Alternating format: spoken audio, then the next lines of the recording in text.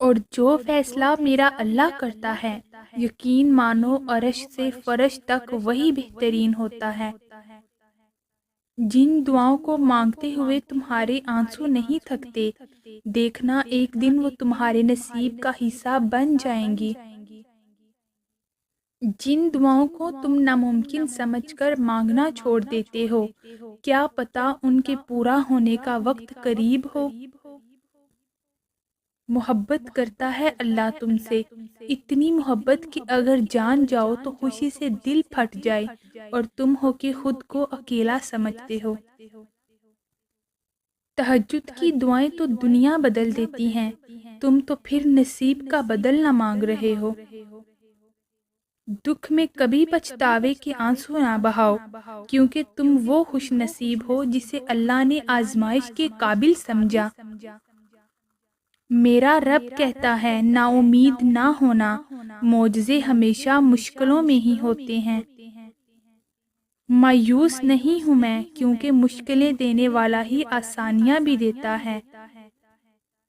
اللہ فرماتا ہے میں بہتری سے پہلے دیری کرتا ہوں، اور میں انہی کو آزماتا ہوں جنہیں میں پسند کرتا ہوں۔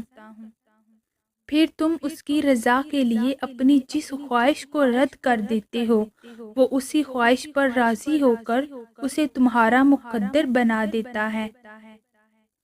ہاتھوں کا اٹھ جانا یا سر کا جھک جانا کبھی بھی ہمارے بس میں نہیں ہوتا۔ ہم اللہ کو کبھی نہیں چنتے، اللہ ہمیں چنتا ہے۔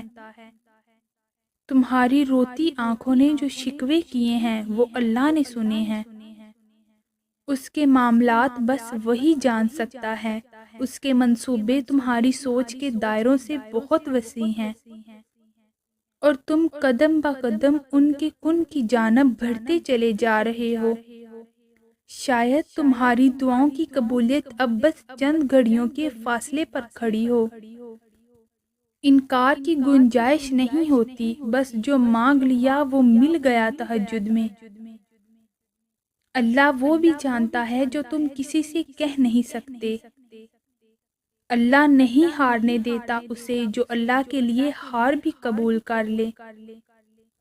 سب سے کہنے کی کیا ضرورت جب اللہ ہے نا، تھک جاؤ تو آنکھیں بند کرو اور سب اللہ سے کہہ دو، دیکھنا سارے جہان کی تھکن اتر جائے گی۔